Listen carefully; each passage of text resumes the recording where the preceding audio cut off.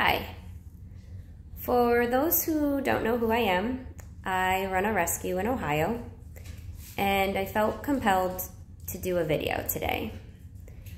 A video of the not so fun side of rescue. The side of rescue that keeps you up at night, the side of rescue that is always on your mind, wondering how people can do what they do, and wondering what your next step is going to be. So I'll give you the backstory. Received an email from what we call a cross poster. This person receives information and then blasts it out to the rescue community, seeing if people can help with dogs that are in need, maybe dogs that are owned by someone, dogs at shelters, or sends out information about events or fundraising for rescues. Just kind of a community board, if you will.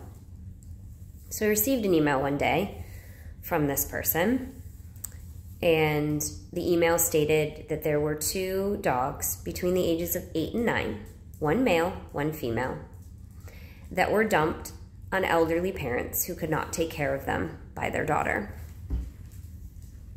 There was a name and a phone number of the person to reach out to if you could help. So we did. We reached out to the person and said, we'd like to help. Pictures of the dogs were attached. They were cute, 8 to 9. It's not that old. And we had some foster homes that were looking for a little bit older dogs and not any puppies. We thought this is perfect. We spoke to the woman who made arrangements to bring the dogs to our boarding facility at 5 p.m. on a Saturday. Fast forward to Saturday. A gentleman shows up at 2 p.m. with 2 dogs in his car and an envelope of paperwork and 2 pill bottles. He states to the volunteer that was at the boarding facility that he was there to drop off 2 dogs. She asked what the names of the dogs were. He said, "I don't know, I'm just the transporter." Might seem odd to those listening who aren't involved in rescue, but that actually happens quite a bit. We make arrangements for dogs from shelters from far away to be transported to our boarding facility, and whoever's driving them from the shelter to us normally doesn't have any information. They have an envelope of paperwork and dogs.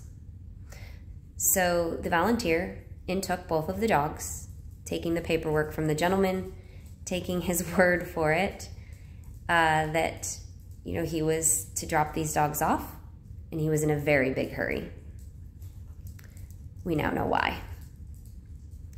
The envelope contained 2 pieces of paper that were typed out, like printed from a computer, that simply stated the dogs' names and the last time they had vaccines, which is not legal paperwork. It's absolutely nothing that we can do with it.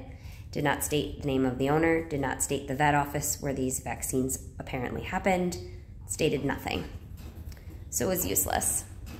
The 2 pill bottles that he handed to us, we opened them up, and inside was a crinkled up piece of paper stating the dog's name and what the dosage of each medication was the dog is to receive, 1 time a day or 2 times a day.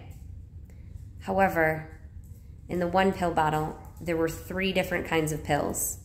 We had no idea which pill was which and when the dog received them last. Again, receiving no information. We also discovered that both dogs were girls, not 1 boy, 1 girl, as we were previously told.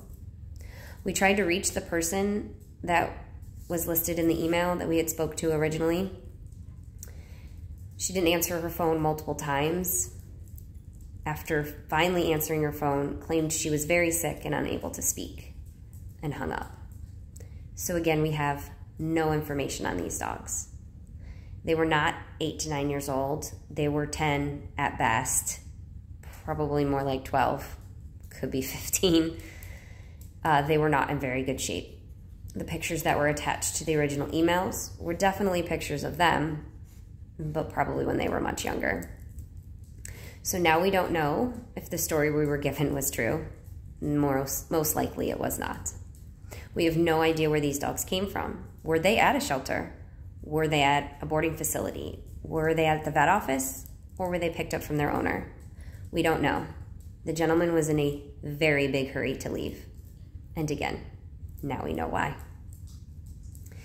So legally, I cannot take ownership of these dogs because I don't know who the owner is. Since they were in pretty rough shape, with pill bottles full of pills that we didn't know what they were for, why they were on them, or when they should receive them again, we took them to the emergency vet so that they could be there for 3 days at minimum to get completely looked over, figure out what these pills were, and then to give us some more time to try to figure out if we could find out where they came from. The one dog was in such bad shape, it looked emaciated. When we took it to the vet and had it checked out, it was in congestive heart failure, liver failure, and kidney failure. The dog was put on oxygen to keep it alive so that we could keep it alive long enough to see if we could figure out who the owners were. That never happened. So it was inhumane to keep her alive. She was struggling and off oxygen, was unable to breathe. So we made the call of having her put down in a room of strangers. I'm sure that the vet techs gave her plenty of love, but that's not fair. That's not fair for a senior dog that potentially lived its entire life in a home, being loved and cared for, and then having to die alone with strangers, confused and not understanding why she is where she is. The other dog wasn't in as bad of shape, but is definitely a very old dog. Her name is Kelley. She doesn't wag her tail. She paces and walks in circles. She's confused.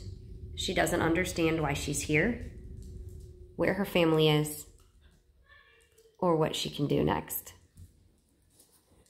So that leaves me to try to figure out what I need to do next. What do I do for this poor dog?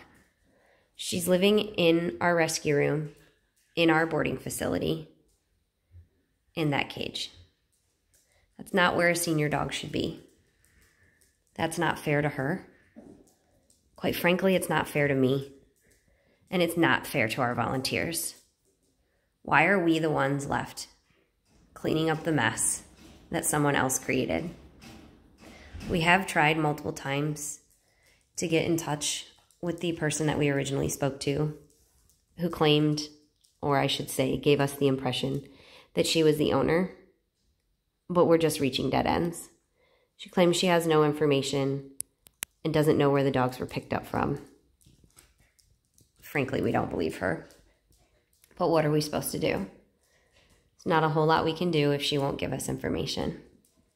So here Kelley is, pacing around in circles, confused and wondering where her family is. How is this fair? And what do I do now?